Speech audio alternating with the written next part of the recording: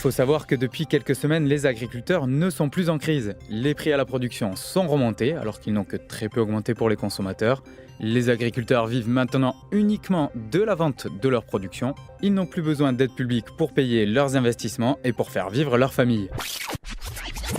Quoi, vous n'y croyez pas ? Vous avez raison. Et pourtant, il ne suffirait pas de grand-chose pour que ce soit la réalité.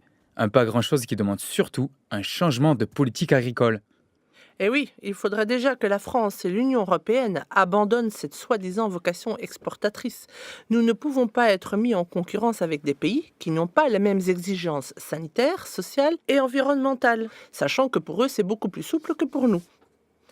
Je m'appelle Sophie Wim, agricultrice et éleveuse de vaches laitières dans l'Oise.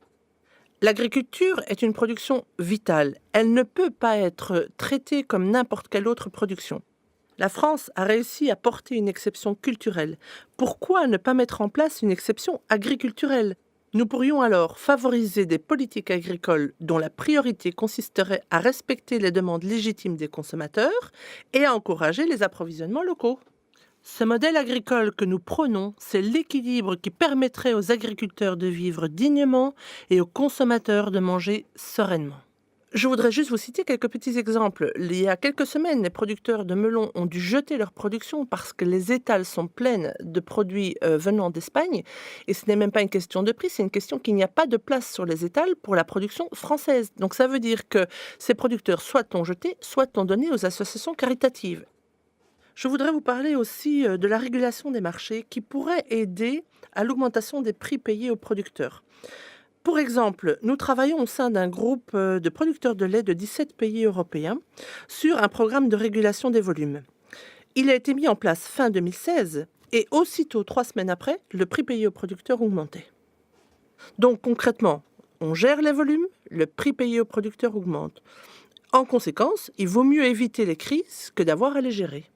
C'est un problème de production, c'est aussi le symptôme d'un encadrement par des normes incohérentes. Je suis Michel Lepape, je suis céréalier en agriculture biologique dans le département d'Indre-et-Loire. En tant qu'agriculteur en bio, je dois respecter un cahier des charges très contraignant, et c'est bien normal. Il occasionne des coûts que n'ont pas certains agriculteurs dans d'autres pays, mais on me met en concurrence déloyale avec eux. Le respect du prix de revient est pourtant la base de toute politique économique viable, équitable et durable.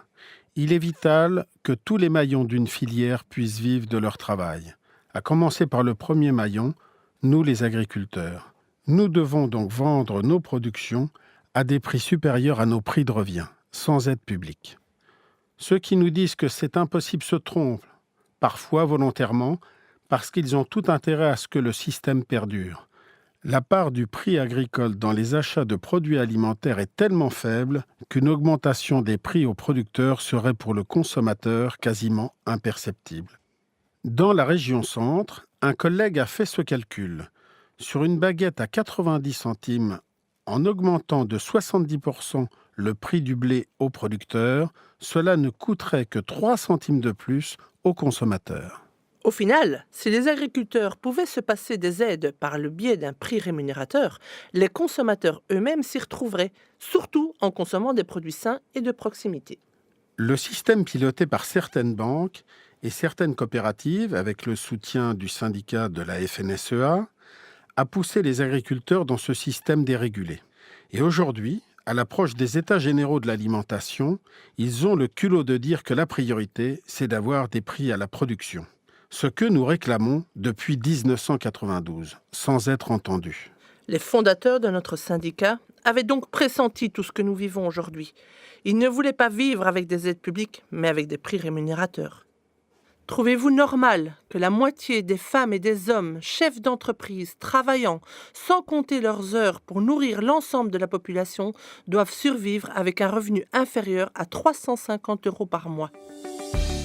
En résumé, pour reprendre les propositions de la coordination rurale, une exception agriculturelle, une régulation des productions et des marchés, des prix rémunérateurs pour les agriculteurs, et vous n'entendez plus parler de crise agricole.